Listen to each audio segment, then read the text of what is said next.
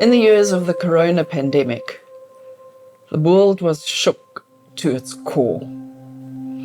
Everything changed, and we even spoke about the new normal. But for many of us, the dust has settled and we've returned to our old ways. Looking back, we can see the destruction it caused, not only to families losing loved ones, but to the community as a whole. This devastating impact is felt worst by the vulnerable in the community.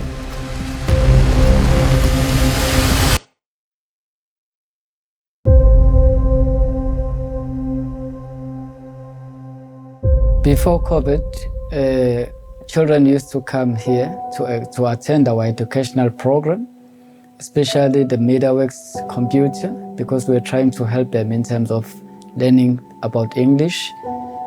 Some of those programs we started in 2013 and 2014, and by 2019 we'd got to where our goals had been set. And I was really proud of the children that got to that point.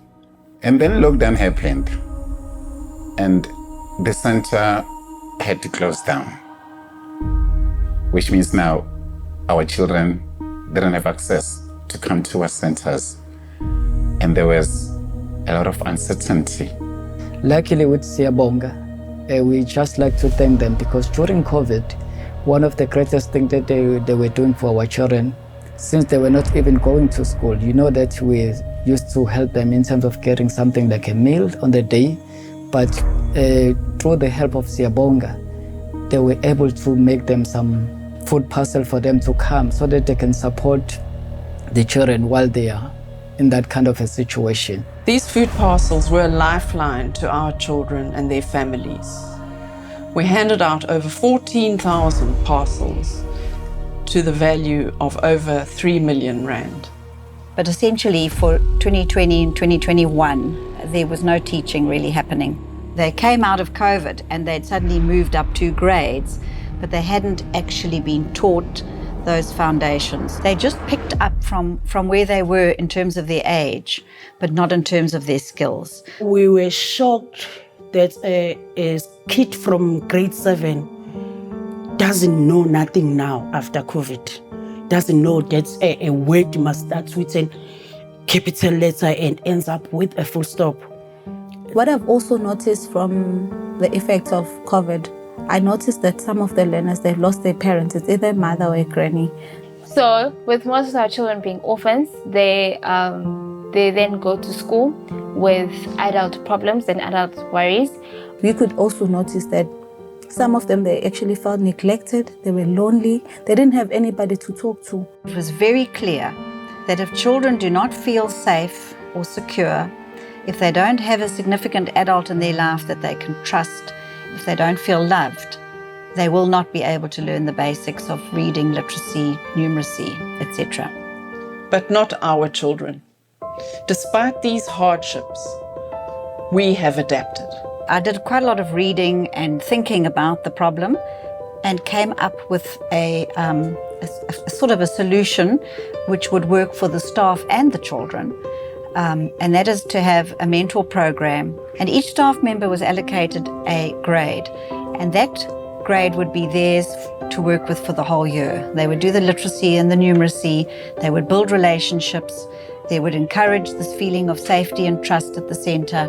So by adopting the new mentor program, where each grade has one mentor throughout the year, I feel as though this will allow the children to form a bond with their teachers, and then they'll be able to have a sense of belonging as well. When our children goes to the center, the moment they enter the gate, they need to feel the air of love, the air of trust, and the air of belonging. In summary, love and learning.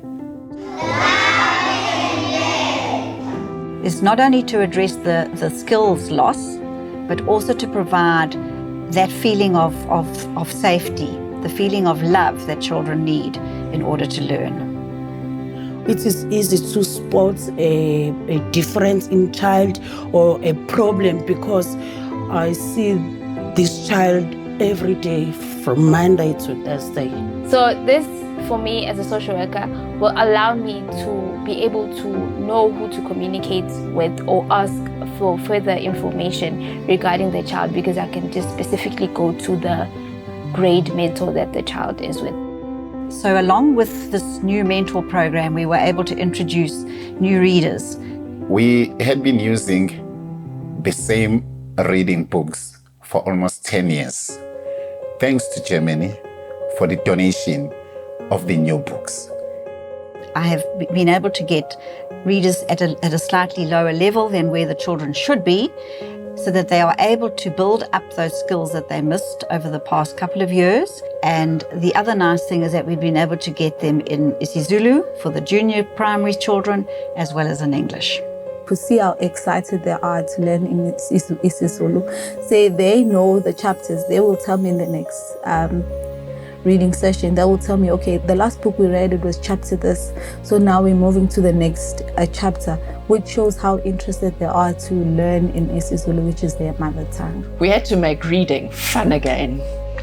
And so we're very grateful for the donation of our beautiful new books that have sparked an interest in reading with our children. Through education, they can be successful in life, they can support themselves. And I do get a feeling that this year our centres have a lot more happiness and laughter and enthusiasm than there was last year. I think the organization is on the right track as far as addressing the setbacks of the last 2 years.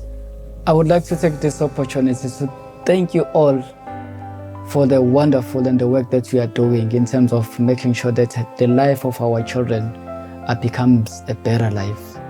And it's all about love and learning. And we are achieving this together.